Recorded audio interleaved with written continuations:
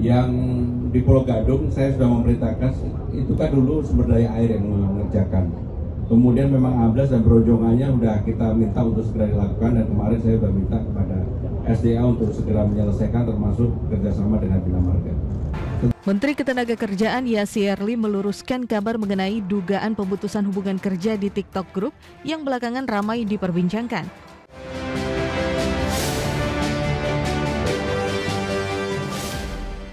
Menteri Ketenagakerjaan Yasirli meluruskan kabar mengenai dugaan pemutusan hubungan kerja di TikTok Group yang belakangan ramai diperbincangkan.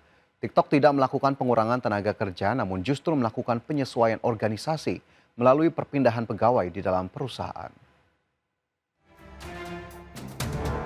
Menteri Ketenagakerjaan Yasirli meluruskan kabar mengenai dugaan pemutusan hubungan kerja di TikTok Group yang belakangan ramai diperbincangkan. Pemerintah telah memperoleh penjelasan langsung dari manajemen perusahaan, di mana penjelasan tersebut disampaikan setelah Menakar bersama pimpinan DPR melakukan pertemuan dengan TikTok Group. Pemerintah memastikan perubahan yang terjadi merupakan bagian dari penataan organisasi di internal perusahaan, bukan pengurangan tenaga kerja. Perusahaan justru tengah melakukan penyesuaian organisasi melalui perpindahan pegawai di dalam perusahaan. Langkah tersebut dilakukan bersama dengan proses perekrutan pegawai baru. Ya, bahwa yang dilakukan saat ini itu bukan PHK, ya, dalam artian sepihak karena ada kondisi industri, tapi adalah mereka sedang melakukan pembenahan, istilahnya apa, talent mobility di internal mereka. Bahkan kalau teman-teman lihat tadi press conference ya bersama pimpinan wakil ketua DPR itu kan TikTok sendiri kan membuka lowongan pekerjaan baru sekitar 100 orang. Ya. Jadi itu tadi sudah clear Pak masalahnya. Yasirli menilai klarifikasi tersebut penting agar informasi yang beredar di masyarakat tidak menimbulkan kesalahpahaman, di mana isu ketenagakerjaan dinilai perlu disampaikan berdasarkan data dan penjelasan resmi dari perusahaan maupun pemerintah. Jakarta, Riki Anwardi, IDX Channel. Manajemen TikTok Indonesia dan Tokopedia Group membantah kabar pemutusan kerja massal yang belakangan ramai diperbincangkan di media sosial. Executive Director of Tokopedia and TikTok Shop Indonesia, Stephanie Susilo menegaskan, perusahaan saat ini hanya melakukan penataan organisasi dan perpindahan karyawan dalam grup usaha. Menurut Stephanie, dalam pelaksanaan program penataan ini, sejumlah karyawan secara sukarela telah mengambil keputusan pribadi terkait masa depan karir mereka. Beberapa di antaranya menerima paket kompensasi yang ditawarkan perusahaan. Sebagian lainnya tetap dipertahankan dan disalurkan ke berbagai lini bisnis di bawah ekosistem grup. Stephanie memastikan kondisi bisnis perusahaan saat ini tetap ekspansif dan berada di jalur pertumbuhan yang positif. Tidak ada pemutus hubungan kerja di TikTok atau Tokopedia Group. Yang ada adalah penataan tenaga kerja yang sedang kami lakukan dan internal mobility di dalam TikTok atau Tokopedia Group. Dalam program penataan ini memang ada yang sudah memilih untuk mengambil paket kompensasi dan memilih untuk bekerja di tempat lain atau disalurkan di lingkungan grup bisnis TikTok Tokopedia. Saat ini kami juga melakukan rekrutmen untuk lebih dari 100 posisi di Indonesia. Demikianlah kami sampaikan untuk meluruskan berita-berita yang beredar di masyarakat. Kembali bersama kami dalam IDX First Session Closing, pemirsa. Emiten pertambangan logam plat merah PT Timah Tbk dengan kode saham TINS resmi mengamankan fasilitas pinjaman modal kerja jangka pendek senilai 50 miliar rupiah dari PT Bank Mandiri Tbk. Laga finansial ini dieksekusi melalui skema co-borrower bersama sang induk holding BUMN Industri Pertambangan Main ID guna memperkuat fleksibilitas likuiditas perseroan.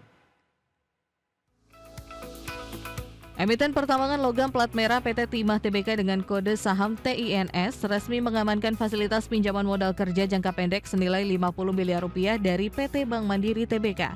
Dalam mekanisme kesepakatan finansial tersebut, BUMN Holding Main ID bertindak sebagai peminjam utama atau borrower. Sementara itu, PT Timah Tbk berperan sebagai mitra peminjam atau co-borrower yang memiliki hak penarikan dana secara fleksibel sesuai dinamika kebutuhan operasional. Manajemen menjelaskan bahwa fasilitas pendanaan segar ini memberikan ruang gerak yang luas bagi perusahaan untuk mengamankan pos modal kerja secara berkala.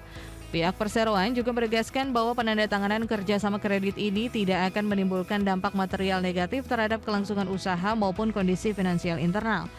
Dana taktis tersebut justru disiagakan penuh untuk menyokong kelancaran arus kas korporasi di tengah ekspansi bisnis yang berjalan di sepanjang tahun ini.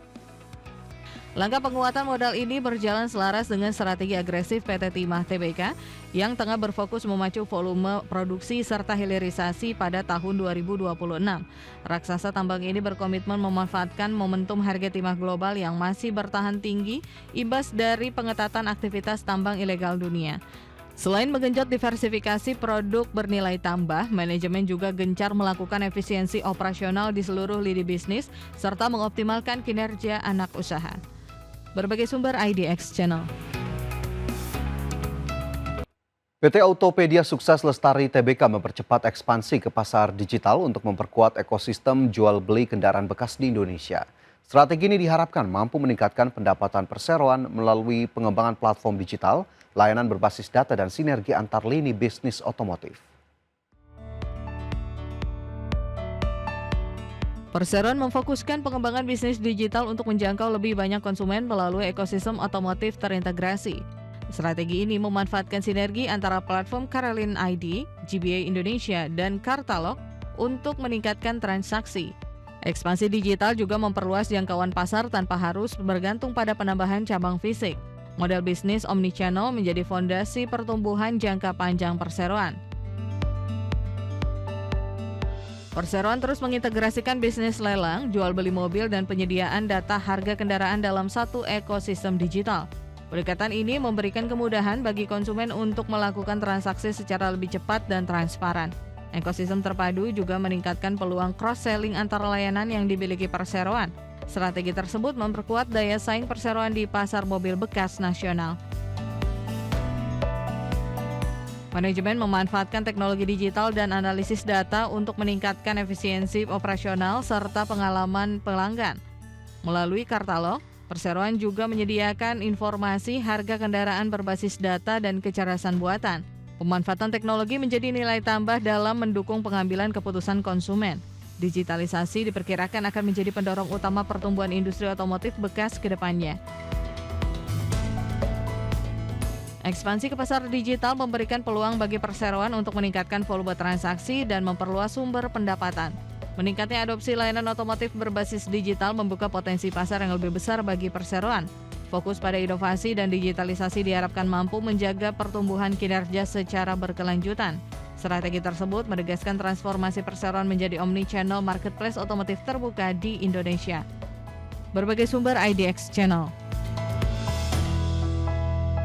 PT Kimia Farma Tbk menargetkan kinerja keuangan yang lebih positif sepanjang 2026 melalui transformasi bisnis, efisiensi operasional, dan penguatan bisnis inti. Perseroan optimistis pertumbuhan pendapatan dapat mencapai kisaran single digit hingga low double digit didukung perbaikan fundamental dan strategi investasi yang lebih selektif. Perseroan menargetkan pertumbuhan pendapatan pada kisaran single digit hingga low double digit sepanjang 2026. Target tersebut didukung oleh strategi transformasi bisnis yang berfokus pada efisiensi dan penguatan aspek komersial. Manajemen juga optimistis laba bersih akan terus membaik dibandingkan tahun sebelumnya. Perbaikan kinerja menjadi lanjutan dari momentum turnaround yang telah dimulai perseroan. Kimia Farma menerapkan kebijakan belanja modal secara lebih selektif dengan memprioritaskan investasi yang mendukung efisiensi dan bisnis inti. Alokasi belanja modal difokuskan untuk pemeliharaan aset, pemenuhan regulasi, serta peningkatan kualitas fasilitas dan layanan. Pendekatan ini diharapkan memberikan nilai tambah terhadap kinerja operasional perseroan. Disiplin investasi menjadi strategi penting dalam menjaga kesehatan keuangan perusahaan. Perseroan melanjutkan program transformasi menyeluruh pada rantai pasok, proses bisnis, manufaktur, dan struktur operasional. Langkah tersebut bertujuan meningkatkan produktivitas sekaligus menekan biaya operasional di tengah tantangan industri farmasi.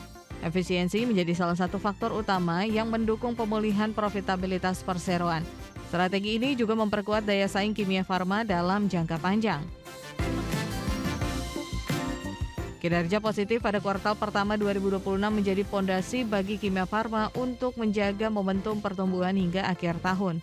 Meski masih menghadapi tantangan dari gejolak ekonomi global, harga bahan baku dan nilai tukar, perseroan tetap berfokus memperkuat fundamental bisnis.